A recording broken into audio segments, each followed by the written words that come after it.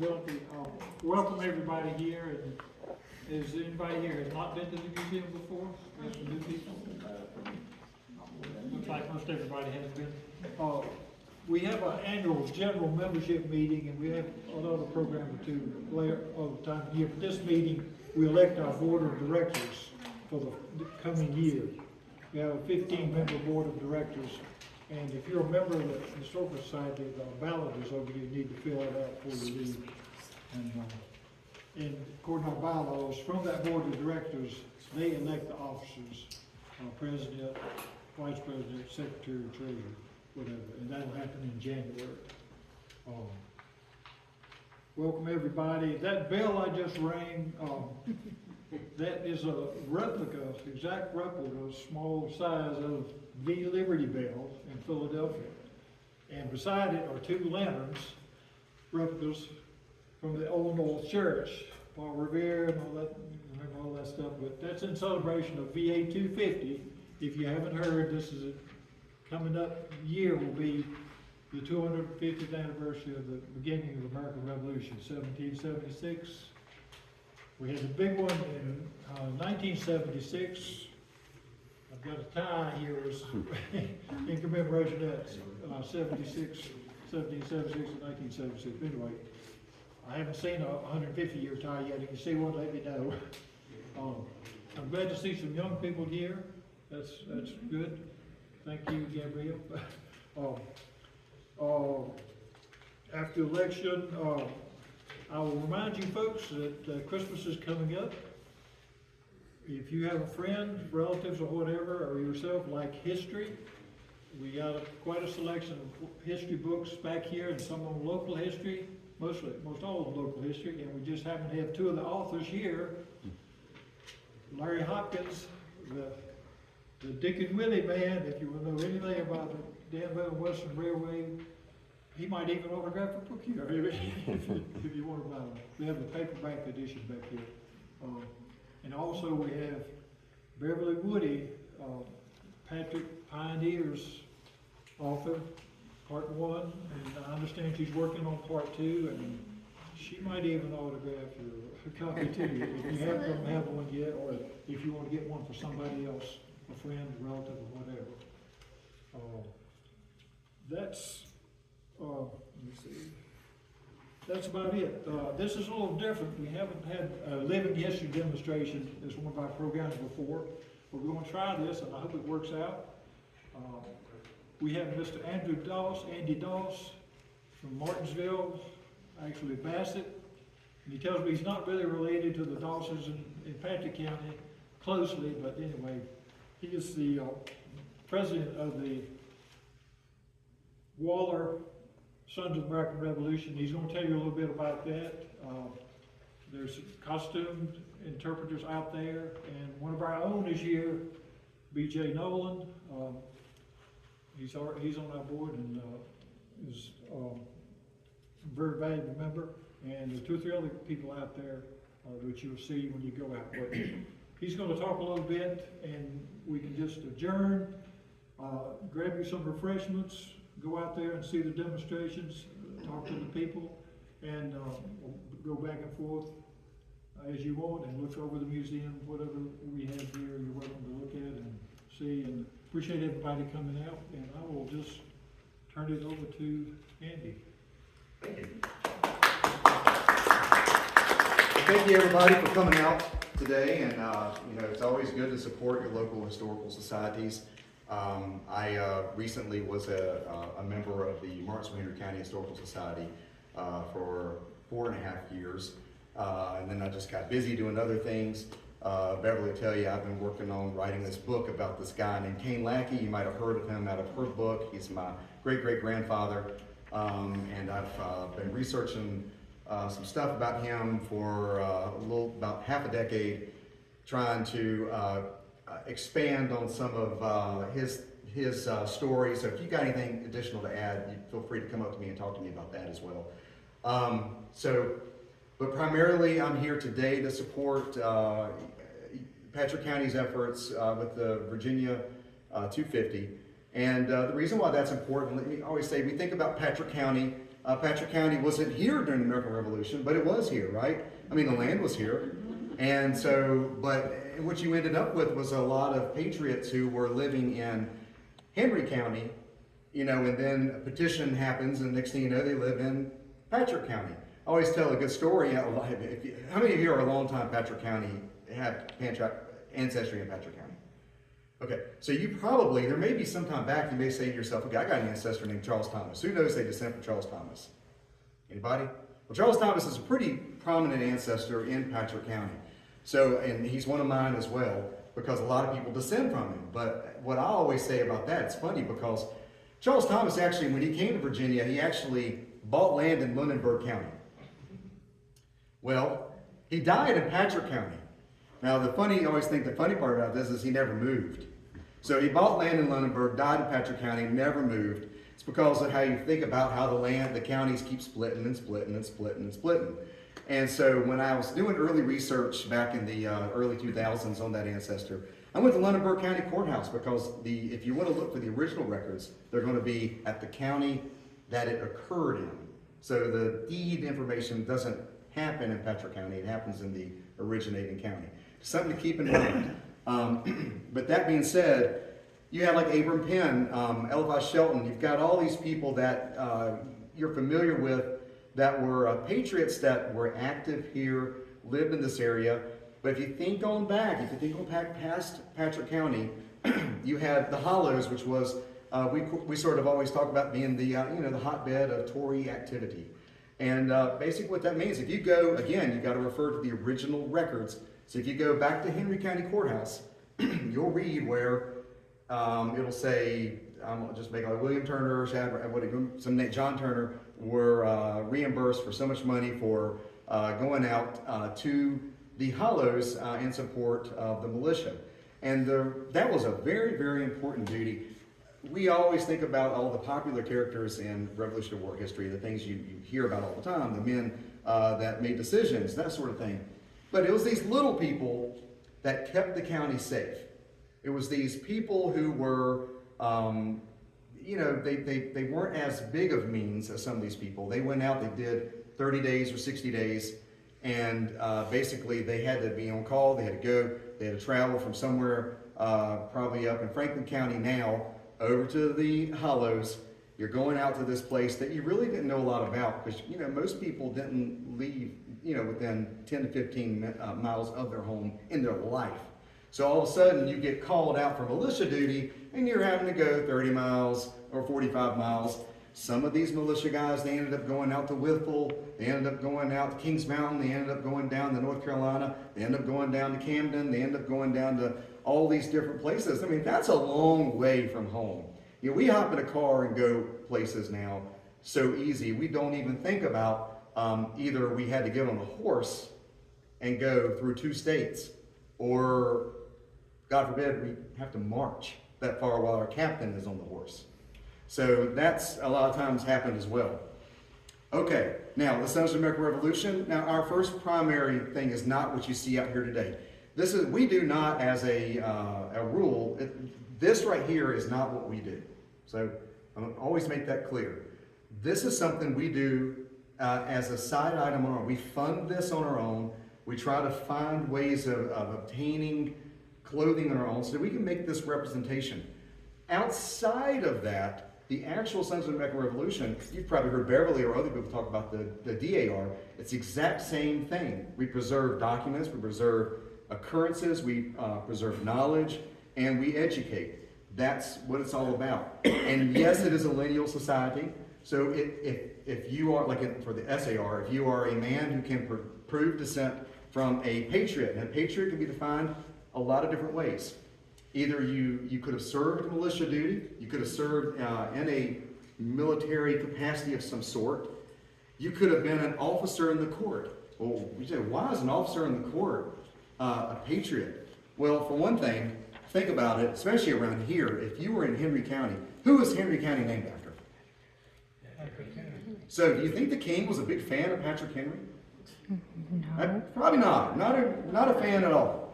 So that's why if you are actively engaging in the court system after independence in a county that's named after a patriot, that was an illegal activity. Because you were not supposed to engage in government business unless the royal governor was signing off on it.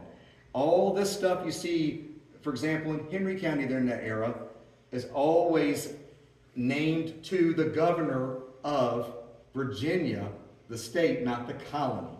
So that's why it's important. So that's military, civic or government, and also religious counts as well, because a lot of times you'll find where you may have had an ancestor who petitioned against the fact that he has to pay taxes to the Episcopal Church, because that was a rule that was established by the King of England. So that was therefore considered a non-patriotic activity. If you find yourself out there, you're protesting, now you're a patriot, because, and he sees you as a non-patriot. You are not supporting, you are not loyal to the king. So you see, there's a lot of things, that it's not just Revolutionary War history, it's understanding people's pasts. And there's a lot of other things that can count as patriotic service. That's just a lot of times, there's like a governing board. You can submit things and make a case for that, of why you consider it patriotic. I think I've covered everything. Just a little bit more about myself. I am the president of the chapter. I've been in the chapter since 2007. I work for Bassett Furniture, where I'm a director there for the IT department. And I'm also into other kinds of history too. I do Bassett history. I'm real big into Bassett history. I started a page on Facebook called Bassett Looking Back, Moving Forward back in 2019. So if you happen to be on Facebook and see people sharing stuff about Bassett, a lot of times that's coming from the group that I started, that I figured like 200 people would care about, and now it's crazy. It's a lot of people in there now. Thousands of people in there now. Whoever thought that people cared that much about Bassett? The more I thought about it, I'm like, well, wait a minute. Your great-great-grandpa worked at the factory, and then he had descendants, or your great-grandpa, he had descendants. That's why so many people care about that kind of history. It's because you think about where your roots. You're welcome to come out. I got BJ, I've got Gary Hollinsworth, we've got Mark Leviner, who's also a Apache County boy as well. And we're out here, we'll talk to you if you want to look at what we have. I did bring some cartridges, so if you want to see a demo of the flintlock out there firing, I'm okay to do that. Yes, I got to clean it when I get home, but that's okay. It's always fun to shoot it. That's why I bought it. So any questions for me? Don't be shy. I'll try to answer if I can. Go ahead. I noticed your uniforms. Sure. The gentleman over here has two lines coming down. What's that? Are you talking about on his hat? Yeah. So that's really a preference a lot of times, but now a lot of times hats can be adopted from other areas too. I'm going to make this up and say that his hat was adopted from a unit he previously served in. Because a civilian typically wouldn't decorate their hat in that manner.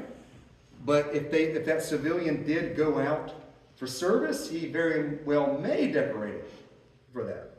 So that's, a lot of times your normal civilian kept things as plain as possible. It's a good question though. And if we can talk some more about clothing and stuff, you come out there, because that can get really deep. Like for example, this is a Continental coat. I decided to put it on because I have one and I like it. So you could say, like, when you're doing impressions, you could say that you get clothing from a lot of different places. So I could have served in the Continental Army, ended up with this coat. But I also brought my brown civilian coat out there, which is pretty close to what BJ has on over here. It's the kind of thing that your everyday person would have worn. Everyday person would not have worn this. You would only have worn this in an official service of the American Army. That's a good question though. Anything else? Clothing's always a big discussion. So feel free to ask about the clothing, because that is a big thing to understand. So I think we're good. This is great. I forgot one significant thing. It is the 205th anniversary, and if you've seen this concrete pad out here, there's going to be a monument out there to all the Revolutionary War soldiers that we could find on the monument with their names as best as we could tell. And one of our board members, John Martin, here has funded that. Involves no county funds whatsoever. and we really appreciate his generosity. He's been very generous to us in the past. Should be here in December, December 1st. Okay, Dirty was the end of the month, that's about right. Well, the dedication, I think, we'd wait till the anniversary, to the summer of July. But it'll be here, and if you, by chance, find someone who served from this area and is not on there, there's some space, so keep that in mind too. Anyway, we did best. We did best we could, and he did most of the work on that researching too. So 245. 245 names. So that's amazing. They'll have a little picture of a Minuteman also, and it's going to be impressive. Anyway, thank you. Also, I forgot, anyone who is not a member or is a member and hadn't paid the membership dues for 2026, you can go ahead and do that now too. We'd be glad to have you as a member participant. And we actually, at our last meeting, there used to be on our membership application a student rate of like $1. So it's not on that card, these are the old membership forms, but if any students want to join and be a member for $1, it can't be. Okay, go ahead and enjoy yourselves and talk with John, BJ, and the rest of the folks, and thank you for coming, and I hope it's some enjoyable afternoon for you. The rest of the gunpowder has to go down the barrel. Now, this is a paper cartridge. Now, all of the men would be required to make their cartridges, or they have somebody who's making the cartridges. But inside of this cartridge, this is the key thing. Now, of course, this is just powder in here, but inside of this cartridge, you would have had a lead ball. Of course, the lead ball is going to fit the size of whatever barrel weapon, like you were saying earlier, that you were going to be using. Now, when the commands are given, there's specific things you're going to do. Now, now I'm not going to go through all that. You can if you want, but I'm just going to show you how this works. Now, I need to be able to bite this cartridge in half to get to the powder. I'm going to blow that part out. So now I've got exposed black powder. Now, I'm going to take some of that powder and I'm going to put, I've practiced this enough. If I'm a soldier, I know how much kind of powder I need in there to make this thing fire. Now, so now I have closed the pan so that the wind and everything else can't, I can move my gun around. I don't have to worry about the powder coming out because it's now locked in here. So now I'm going to cast my gun about. I'm going to take the rest of this. Remember, there would be a lead ball down in here. And I'm going to make sure that the open end of that goes in. I'm going to kind of chuck that in there a little bit, take my ramrod, and I'm going to make sure it's all the way back down at the bottom. So I got everything seated properly. I'm going to return my rammer. And if I'm in battle, of course, I'm going to wait for the command to fire in most cases. You know, that's the way this normally would work. So, and when I'm ready to fire, I'm going to present, and I'm going to aim. I'm going to do all this other stuff, but I'm actually going to go over here, and I'm going to fire this, okay? It's going to be a little loud, but not too bad. Important to know, by the way, that I am in half-cock position also. There's a safety feature, so you can't fire this gun. As much as I pull this trigger, it's not going to fire, okay? When I go to full cock, it'll be ready to fire, all right? Now, if y'all want to come around this way, I'm going to stand right here. You may not be able to see me because, I'm going to fire. I'm going to fire in this direction so that you can see the mechanism work. That way you'll see two ignitions, okay? You're going to see a fire happen here first, and then a fire that pushes out the gun. Hopefully I won't have a misfire, and everything will work fine. So now, I'm going to full cock. We'll take aim. Ready?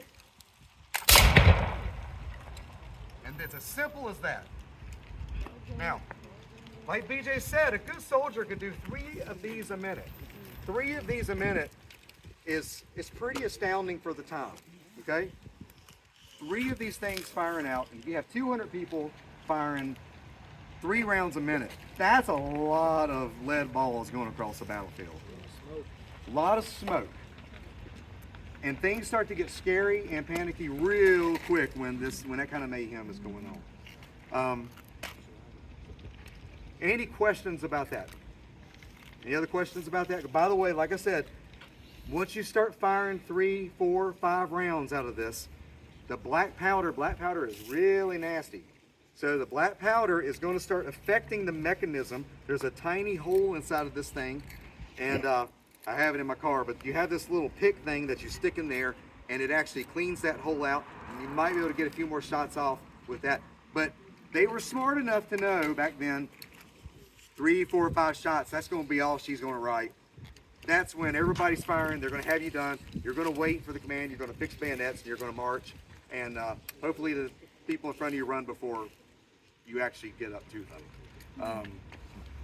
Running was an important thing for winning the battle. You wanted people to run. Any questions about that? Did everybody get a good view of that? So I always say, look, I've already got the gun dirty now, so I could do another shot. I still got to clean it no matter what. Sure, do it. Sure, do it. You want to do another one? Okay, I can do another one. I made a few extra cartridges last night to make sure I could.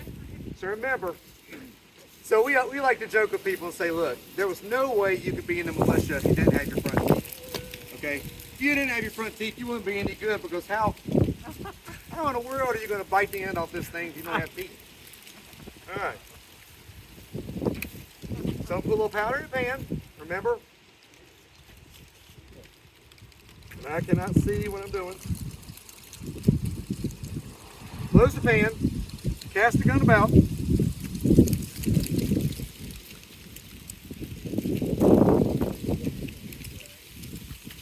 I'm going to ram the cartridge down. Return my rammer. Oh, by the way, it's very important you return your rammer, because you don't want to fire your ramrod across the field and give somebody a free ramrod. Oh, hey, you know, your gun could become a spear that way. You know, you fire kind of like an arrow, right? All right. I am now at full cock. I'm ready to fire. Remember, this thing's live. It's ready to fire. Hopefully we won't misfire. Now, I'm going to say fire, and that's when I'm going to pull the trigger. Fire!